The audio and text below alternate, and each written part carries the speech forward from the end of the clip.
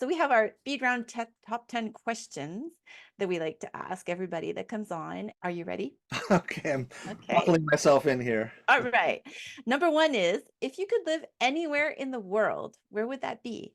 I really like San Francisco because I do a lot of bike riding, Nice. and it's a great city for that, both off-road and on-road. But if I could live anywhere in the world, I would like to have, how about this? If we're dreaming, pied-à-terres in Kyoto, Paris, yeah, London more so. Kyoto and London, maybe New York City. Those are not Pied-à-terres. bad. Those are not bad. You But just bounce around. Yeah, Yeah. if from we're our gonna go jet-setting there, lifestyle Dreaming of big is like, yeah. why not? And also bicycling in San Francisco? Oh Like, yeah. isn't that like, Yes. oh wow. How do Well, you think I deal with congratulations. the stress? Okay. That's a lot. Right? Oh That's- yeah. The thing about a hill is that you can ride up it and then you've achieved it and you can go back down again, whereas life's actual struggles tend to linger. So That's so true. It's so true. But still, yeah. Okay. Congratulations on doing that. That's awesome. Number two, would you rather cook the meal or clean the kitchen? cook the meal. Are you a good cook? My family thinks so. That's all that matters. Yeah. I Okay. love to cook. I do the cooking, so The next one I've only asked a few times because it's kind of a maybe a little harder question, but seeing as though you're an editor and a publisher, I think that you can answer this. Do you have a favorite word? huh. Well, the one that came to mind was loquacious, which I'm is okay with ridiculous. that. I talk too much. Um, But what you say is interesting, so I'm okay with it. Number four, if a movie were made of your life, what genre would it be? Well, of course, one would want it to be something fantastical, science fiction or fantasy story. But I'm afraid it would be probably a really boring documentary that would only be about, edited down for some boring graduate student class. So See, I maybe because it's yours, like I was honestly thinking like it would be like a really good drama because like all this stuff that you've done. So I it's guess we've all had some drama. yeah, it's a perspective thing. So number A five, hard-hitting pardon? journalist's story, Yes, exactly. There shoe you go. leather and struggles with the main office and all that. That's right. With the entrepreneurial sidekicks and everything. That would be really good. So number five, what is your favorite activity on your day off? But now that I've spoken to you, I don't know if you have a day off. But if you did have a day off, what would you like to do?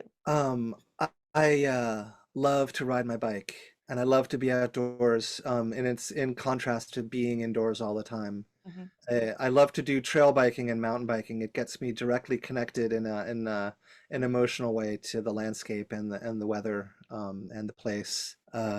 And it doesn't involve using my verbal brain, That's which is very nice. very nice too. Yeah. Movies are great too. Movies are great, but I agree with you. Like physical activity, there's nothing like it. There's absolutely nothing like it. And for writers, like getting outside, very important. I You think. gotta. Number six, if you could live forever, would you? It's funny. I was thinking about that because you changed so much that would you be you? How could you stay you? I just see change being inevitable, and the person you are when you say yes to that would even 100 or 200 or 500 years down the line wouldn't be the same person at all. So it would be neat to try. It's a How tough about that? question to answer because and you think also like 400 or 500 years from now, are you going to be just blasé about everything? Like you've seen it before. Is there anything new? Is there, I don't know. It would be but I agree with you saying yes now is okay, right? Number There's a seven. great oh, sorry. No, please go. There was a great. Anybody read the Sandman comics? Neil Gaiman. Can't recommend them too highly. Neil Gaiman, we all know, but there's a great arc within the Sandman about a guy who Death and Dream have a bet to see that this, whether a human would get tired of life, and Death Oh, gives I the guy. remember that. Yeah, Yeah, absolutely. Yeah. And they and it's a meet at the great. bar, right? Like Yes, yes, yes, yes. that's right. Yes, that's a good one. He's amazing. That's Yeah. number seven. What time period would you go to if you were given a time machine? Ooh, Doctor Who time. Uh, Yes. Gosh. Well, not wanting to mess anything up. Where wouldn't you want to go? It just is, where do you want to stay is the main issue, and probably not. You wouldn't want to stay. I like the medical technology of the present day. Yep. But it would be very interesting to see medieval eras across the world, and prehistoric eras, which were still times of civilization and history, just not any that we've recorded. Absolutely. Wouldn't mind a glimpse down the line too, see how it works out. I would love to Yes. go to the future and see what's going on. Do we survive even, Yeah. Number 8, which mythical creature would you like to be real? You're asking some good ones. Well, I was going to say the chimera because, our world is so mashed up and mashed together, and the chimera is just an agglomeration of other animals, but and a dangerous one. But actually, I think it would be the Sphinx because we need more difficult questions with high costs of failure. I love the Maybe we don't need more of that. Maybe. framework. I love it. You're so complex. I love it. I love the way you like. I think people It's would very just simple. just said like a unicorn, but you went for the Sphinx because you wanted it to be hard. Like think about that for a second. That's cool. I got to interview Neil Gaiman many years ago on community radio, and I asked him, do you think, do you believe in dragons or werewolves? And he said something to the effect of, yes, I do, but I never want to see proof of it, because that would rob the world of mystery. I'm paraphrasing, Mhm. but mythical creatures. Yeah. That's deep. That's very deep. I like that. Yeah. Number 9, on a scale of 1 to 10, how important is music to your daily life? Very, very important. We listen to music every day. While I'm working, I tend not to be able to have music on because the lyrics distract me. But we start and finish the day with music.